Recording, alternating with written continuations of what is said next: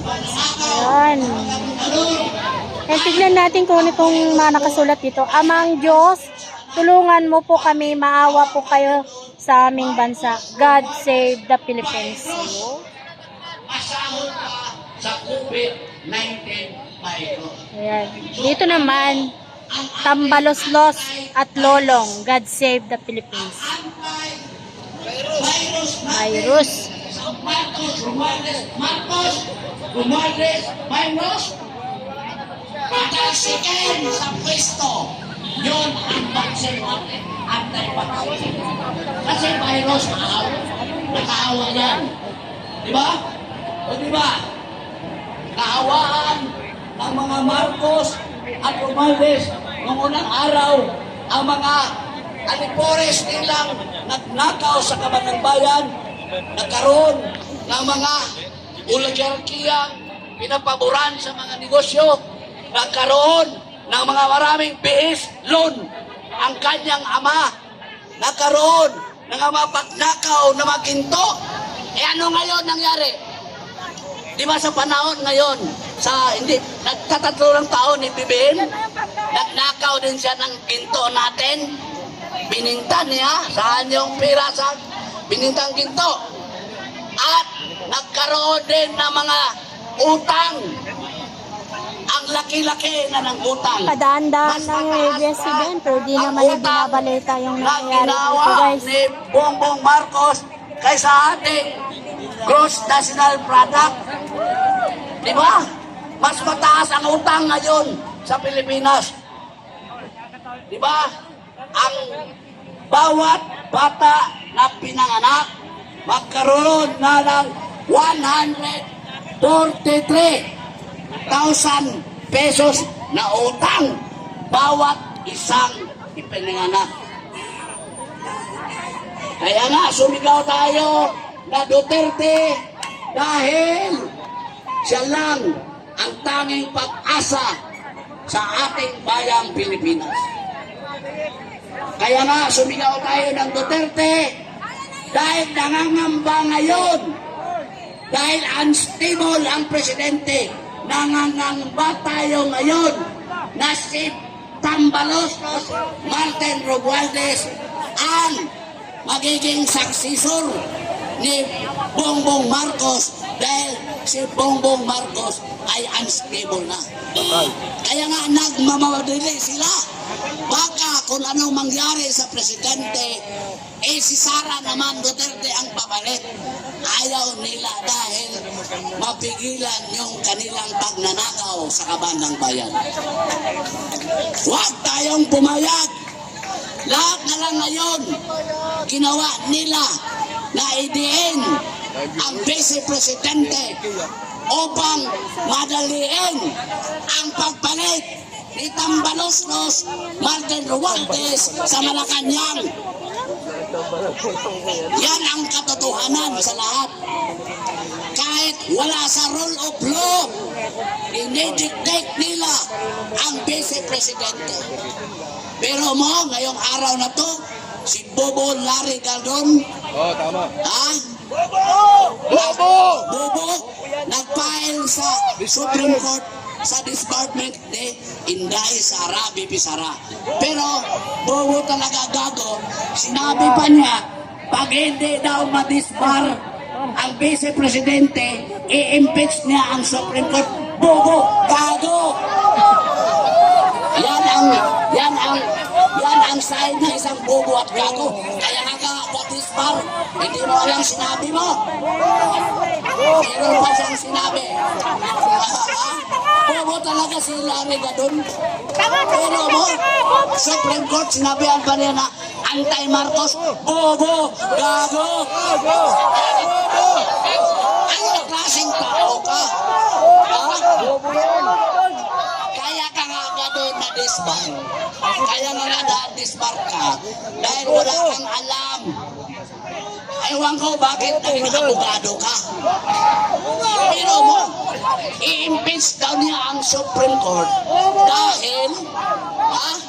dahil kung di daw ma-disbar si BP Sara sa kanyang pag-file na i-disbarment, ipa-impress nga. Ano ka ba ganun? Matino ba yung utak mo? Hindi matino. Pariya lang kayo ng inyong amo na si Bongbong Marcos. Opo. Ano yung yung salita mo? Pariya lang kayo. Bago lang nagtanim, nag-harvest na. Ano ba? Walang alam kung anong gawin.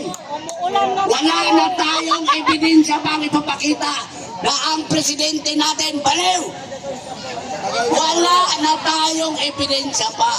Klarong-klaro na ang ebidensya na ang presidente ay baliw. Baliw na, kaya nga natatakot. They are in a panic mood. Tingnan mo si Martin Romualdez.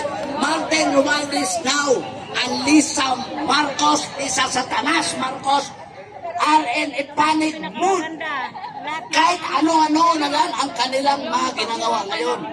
They are weaponizing the different Napakagandang tignan, guys, oh. Marcos to bring magnanakaw. down the Vice President. Dahil natatakot sila in the event the President dies or can no longer be discharging his duties. Mawawala si BBM at papalit si Inday Sara bilang legitimate successor. Natatakot si Martin Romualdez at Lisa Satanas Marcos. Natatakot sila na imbestigahan na natin sila sa kanilang mga ginagawang kabastusan, kabalastukan, kanakawan dyan sa kanilang posisyon sa Malacanang. Natatakot sila. Kaya nga, minamadali nila na bago mamatay o ikulong sa kwarto si BBM dahil wala na sa matinong pag-iisip, magpalit si Inday Sara bilang presidente. Natatakot sila. Ngayon, lalo silang matakot sa atin dahil andito na tayo sa EDSA. Magmarcha tayo upang paalisin ang bangag na presidente Bongbong Marcos. Marcos alis! Marcos alis! Marcos alis! Marcos alis! Marcos alis! Marcos alis! Hindi lang natin siya ipaparesign. Wala nada yung resign. Alis! Yes! Alis now na! Balikin sila sa away! May sabay pa kami ni Kuya. Nakawi na ba siya? Alin sa paway. Ang kaya nilang putahan ngayon dahil ito, kasalanan kasi ng kanyang communications team. Bakit? Pag na-interview siya, pinalabas nila ang mga katotohanan sa pagkatao niya. Natatawa nga ako, kaibigan ko yung mga nasa PCO niya eh. Diba? Dapat tinatago nila yon yung mga bagay na makasasira sa kang Bongbong Marcos. Pero mo, yung mga interview na wala siyang alam, pinapalabas. Yung interview na, anong gawin natin? Pinapalabas pa nila. Yung interview na, kasalanan ng hangin, kasalanan ng tubig, kaya nga may bagyo. Ano ba? Wala na tayong mahanap na ebidensya sa pagkabaliw ng presidente. Klaro na. If we have Tarpaulin din nun, guys. a president God save the which is Philippines. insane, Saka meron din sila, has a mental and Muslim prayer to eh. physical illness. Kaya nga nagkalitsin Ilalah Muhammad because he Rasulullah. can no longer govern. He can no longer drive the country into what we're aspiring for, the progress, the peace and development of our country. So we, the sovereign Philippine people, tayo ang naglagay sa kanya. Tayo din ang magpaalis sa kanya upang ating ibalik ang matino, matapang, matalino, may kakayahan na Presidente Inday Sara Duterte! Duterte!